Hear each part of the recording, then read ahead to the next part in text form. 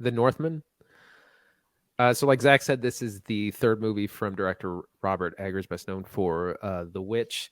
This is kind of an epic tale of revenge, starring Alexander Skarsgård as Amleth, the son of a king played by Ethan Hawke.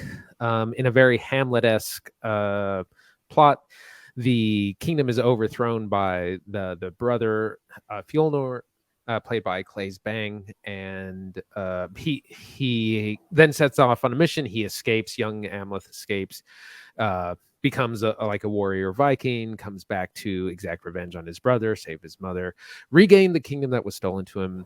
It's a very kind of epic and classical plot, and so that's our general thing of what's going on. And I won't get too much more into plot deals right now. So we'll start with Zach. What'd you think? So I wasn't sure what quite to expect from The Northman. I'm a big fan of The Witch, Robert Eggers' first film, and The Lighthouse I liked even more. Obviously, those are two very different films to this one. Lighthouse is like a 4:3 black and white picture. But this is a historical thriller, very action oriented, and I figured I'd seen the trailer a million times. I knew it was coming. The trailer kind of feels like it has the whole plot in it. But I was excited to see, so I went in with relatively low expectations, pretty modest, and for the most part, I think I was pleased. There's a lot more. There's a bit more to it than what's shown in the trailer. Thank God. I was a little worried. I'd seen that trailer so many times, and I was pleased to find that there's a bit more, especially in the action and violence department, which was really good stuff to see on the big screen, especially with the fun group of folks. Stacy, what do you think of The Northman? I came into it with a bit more background because I've been reading into Viking history. So when I found some murmurings online of this being the definitive Viking movie, that wasn't said by Robert Eggers, but he said, hey, if I can take that title, I'll do it. So I was like, well, let me see what's going on here. Did some research into Viking history, Norse mythology. Actually found that the origins of Hamlet are from a Scandinavian story. Called Amleth. So our main character's name, it's a direct tie-in to that saga that was adapted and then turned into Shakespeare's Hamlet. So I started looking for the overlaps, and that's really what I was watching for. And going into it, I was just loved it. I looked at some reviews afterwards of people who wanted to see more of the TV series that they had grown accustomed to, a lot of the Hollywood adaptations and I guess interpretations and appropriations of Viking that we all have had hammered into our heads. But this took a different route and really had a lot of historical accuracies and brought to life a lot of the mythology, which I thought was a really interesting way to build this out. That's a very impressive intro. Sorry, I was waiting for Andy to jump in. Oh, yeah. Oh my gosh, you came in with hot trivia. You did your research, and it's very succinct. Well done, Stacy. I'm like, okay, you're gonna get invited back on the show. Andy, what'd you think of The Northman? So I thought a lot of this worked really well, and then some of it less so. I think one of the things Robert Eggers does the best is setting. In The Witch, obviously this old New England tale, very good setting, but as well as The Lighthouse. I mean, they actually built a lighthouse for them to make this movie, and they researched all this like 1890s wiki slang, and they use those lenses from the 30s to recreate like the image. And so he does that again here, where we're really taken into the world. It reminded me a lot of Braveheart, even though Braveheart's very historically inaccurate, but of like really putting you in that setting, like the makeup, the costuming, like there's lots of little like villages that they had to build and create, and they're like dirty and everyone's got mud on them, and so that much the setting is really good, and that helps really bring you into the picture. I wanted a little bit more of like kind of character development or like themes and things like that, but it's not really that kind of movie. And I keep comparing this to like a lot of classics of antiquity, things like the Iliad, the Odyssey, Oedipus Rex, where you have like hero, villain, fate, gods, monsters, these different kinds of just archetypes. And that's what this feels like a modern day myth. Yeah, I think Stacey's immediate comparison to the works of Hamlet are pretty spot on, especially if you've seen the trailer, right? You've heard that line over and over and over again. I will avenge you, father. I will save you. I will kill you, whatever. Kill you, fallen will save you, mother. Here I am flubbing it, talking about how easy it is to remember. But fortunately, like the plot does feel a lot like a stage play. And in the same way, like it holds its characters kind of at arm's length. It's almost like they're on stage just out of reach. You never really get inside folks' heads, and they're pretty basic. You don't expect your Viking warriors to be all that thoughtful, and they're not. And like in a way, that's kind of cool because it makes it feel really authentic. Our lead Alexander Skarsgård plays Amleth, the prince, and he is not dumb, but he's very like dedicated to his cause. He's a hammer. Like this man, looking for a nail. He's got one job, and it's revenge time, baby. Like that's what's going on. And I like that the movie sets that kind of right up from the front. Like your first act rolls through pretty quick, and before you know it, you're into the revenge plot of the story, as you could expect from the trailer. It gives it away pretty quickly, and I like that. And I like that it really stays focused on it and doesn't really waste a lot of time with B plots or C plots. It's pretty dedicated to, hey, there's this guy who's headed north to do some dirty work. That's what's going on, and I like that commitment to vision. That's a very Eggers thing. I do wish that they gave a little more of the interim, what happened between young Amleth and then all of a sudden this like big, muscular, full-grown man Amleth. Like I would have loved to seen a little bit more about his interactions as he's becoming a man. But to your point about, he's not dumb, but he's really sticking to the story. I kind of love that because Amleth at the root of it means fool. So it's kind of like he's not dumb, but he's a fool of passion, right? He thinks he's doing the right thing by having this family duty and avenging his father. Meanwhile, he, before that, like forgets about it for years, becomes this berserker Viking warrior, and he's committing murder, but in his mind that's like justified good murder, whereas the murder that took out his father is like bad murder. So there's all of these things. Like he's actually a cunning, smart character, but at the same time he does all these foolish things. And the most direct scene that he does it is when he's a slave over in Iceland with Fjolnir. And he just kind of has this outburst while he's in chains. I don't know if you remember, but he was about to be sent off to a different land, and he's just like, no. And they're like, oh, this one's stupid enough. We can keep this one. So he's cunning enough to act the fool, but he has the long play in mind while he's doing it. That kind of reminds me of a couple of plot points that I think are important. First of all, this movie kind of feels like acts 1 and 2 are kind of swapped. Usually act 2 is when you have a lot of action and kind of fun and games. In this one, it's almost the opposite, where act 1 is like pedal to the metal. There's just like battle and fighting and lots going on all at once. And then act 2 actually slows down. And in kind of, I think what kind of upsets expectations, he doesn't go on like this tear of like, let me take over this village and that, and eventually I'm gonna get to the big boss. And he ends up fighting Fjolnir pretty early on, but has to disguise himself, like they said, as a slave on this. They're essentially glorified like sheep farmers, and they have a few servants / slaves. And he just kind of has to blend in and then plan his revenge from there. So it's very different from how kind of the trailer makes it out to be, and how the kind of normal revenge film would be. Yeah, it I'm not going to say the movie feels lopsided, because it doesn't. The next movie we're going to talk about actually feels a little lopsided, but this does feel like, I feel like the trailer sets you up to believe it's going to be one long. How long is this movie? 2.5 hours? 2 hours and change? Something like that. A little over 2.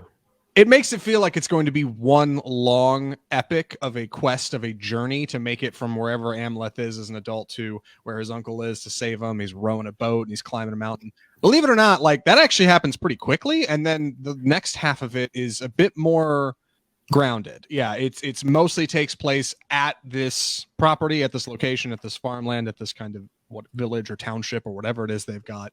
And you're getting most of your adventuring around there. So it's not so much like Fellowship of the Ring as it is like I don't know, two towers. That's a horrible metaphor. But regarding like him being a Viking berserker and kind of the general moving of towns to towns, there's an awful lot of violence in this movie, and it's pretty visceral. It's R-rated for sure. And I thought it was interesting how this movie can be so brutalistic, and it's got a really interesting angle on who violence is being committed upon in the movie, whether that be men or women or children or old people. Like it kind of shies away from some of the darker parts of being a Viking, and Amleth has a unique rule set for himself. He's like, well, I'd never hurt a woman, and it's like, okay, all right. Like, people are squirming in their seats listening to this, like, I don't know, buddy, you're a Viking. But I can appreciate that Eggers tries to walk that line. Like, I think it keeps your character simple, and characters being simple doesn't a bad movie make. You can have a really good movie with like pretty simple individuals, and I think this movie handles that well. Let's talk about our cast. Yeah, where do you want to start? I guess probably our lead. We'll read off the big names. Alexander Skarsgård, Nicole Kidman plays the Queen Gudrun. Ethan Hawke is the king. Anya Taylor-Joy, who shows about halfway through the film, is also kind of in this enslaved situation, plays Olga. And then we have some very small roles by Willem Dafoe and Bjork, who is the first film she's been in like 20 years or something. I thought really good performances all around. Of course, Alexander Skarsgård he kind of holds everything, and had to get super ripped for the role. Does a whole lot of grunting. Like there's so much like throughout like the whole film. Like they must have gotten hoarse. He was holding everything in his traps the whole time. Yeah, carrying the weight of the. Yeah. But good performances all around. Stacey, what do you think? Completely agree. I was completely taken in by Alexander Skarsgård. I can't believe the transformation that he made for the movie. I was like, oh, I didn't know he looked like that under his clothes. Fascinating. I absolutely love Anya Taylor-Joy. I think she's just such a beautiful, delicate character. And to see her in a role where she has those beautiful, delicate characteristics, but she's also this sorceress, right? At the end, you see she can summon the wind, and in the scene where they're slaves on the sheep farm, she's able to summon the earth and get these mushrooms. So I think that's this beautiful balance of like the delicate, but also really powerful. Like you wouldn't want to cross this woman. Yeah, I was really hoping she'd be in the film a little bit more than she is. I feel like that's every movie I see Anya Taylor-Joy in. I'm like, could she just be the main character? If we get more of her, please. Yeah, everybody in this film was a lot of fun. A special mention for Nicole Kidman, who does not have a ton of scenes, but she does the scenes she has pretty well. I was very surprised to see her standing out in this movie. And additionally, our antagonist, I don't know how to pronounce his name, Claes Bang. I've never seen him in anything. He's super good in this, like very menacing, seems uniquely thoughtful. Not too shabby. Ethan Hawke's cutting it up. Willem Dafoe's cutting it up. They're having a good time. They know what movie they're in, Willem Dafoe is this jester like character called Hamir the Fool, and he only has a couple of scenes, and it's a shame because he's great. He's fantastic. I read somewhere they filmed more with him, and then the studio had him cutting it for time or something. They were like, "Hey, get through this first act a little faster." And it's a shame because I could totally use more Willem Dafoe. Like he does not hurt the scenes at all. He was one of my favorite. He comes off as so manic, and even in his name, the Fool is used. But you can see in his rhetoric and some of the things that he says, and even in the spell that he leads Amleth and his father through, he's very intelligent. He has a lot of power, and yet he's this jester. So again, there's just kind of that contrasting theme that keeps popping up throughout the movie that I really love. Mm-hmm. A quick question for y'all, since we're starting to wrap this up, I think. I read somewhere that an early review of The Northman said that it sure feels like Robert Eggers' movie, but if he had $200 million to spend instead of like 20 million or whatever he spent on his last two films. What do you guys think of that? Because in a way, I think that's true. It definitely feels like it's more Robert Eggers with a way bigger budget, but uniquely, I think it feels smaller somehow, I think, than $200 million. Like it doesn't feel like Godzilla versus Kong. It feels very epic and grand, but intimate. And like, I don't think that's easy to do. Yeah, I do feel that this is a much bigger budget. I think it was 40-50 million, something like that. His other films were much smaller, of course. I do feel like he played it a little safe. What I love about his other two films are kind of the themes and characters that he develops, which is very like deep and philosophical, and there's a lot going on. And I feel like he just played it a little bit closer to the surface with this one. Wanted to be sure to get like, the action scenes are great and like the setting and the Viking stuff.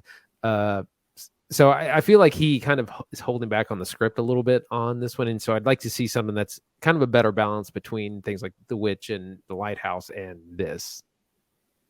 Yeah, I think it's I've got to say, I don't know how much of the budget went into the magic scenes. I kind of wish some of that was more unseen, with like the Tree of Life and some of that stuff. But I like that it has this simplistic flow. And in some cases, there's like a single camera and it's just a long shot, as opposed to having multiple cameras and multiple points of view of what's happening.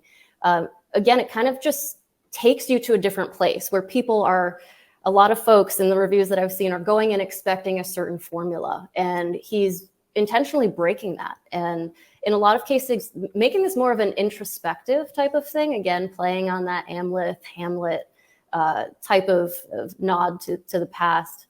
But I like it. It was something that I wasn't expecting. There's a lot of things I wasn't expecting in that movie, speaking of Nicole Kidman, her scene.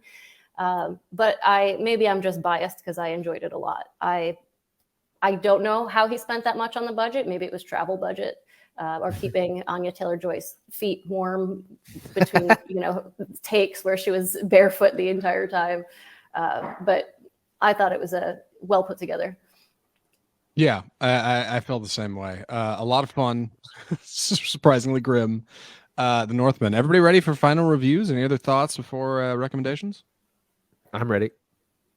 I'm ready. I think I'm ready. All right. Let's start with Andy. Would you recommend The Northman? Yeah, I would. It was a lot of fun. Great action, good setting. I keep want to say Roger Eggers. Robert Eggers is one of kind of the current exciting new directors of the last 5 years. So you definitely want to catch this. Great performances all around. A little simplistic in the plot for me, but overall really enjoyed it. Stacey? I would say whether or not I recommend this really depends on what type of movie you like. If you are more in the camp of Fast and the Furious and you really just want something that's hard-hitting, easy to digest, really formulaic, if you're expecting something from the TV shows of a similar nature, this might not be for you. But if you are into serious cinema, if you liked The Witch, 100% go see this. It's so much fun. If you're into history and literature, you're a bit of a nerd like I am, again, go see it because it's a ton of fun. And you're going to pick up on all the crossovers from history and literature as well.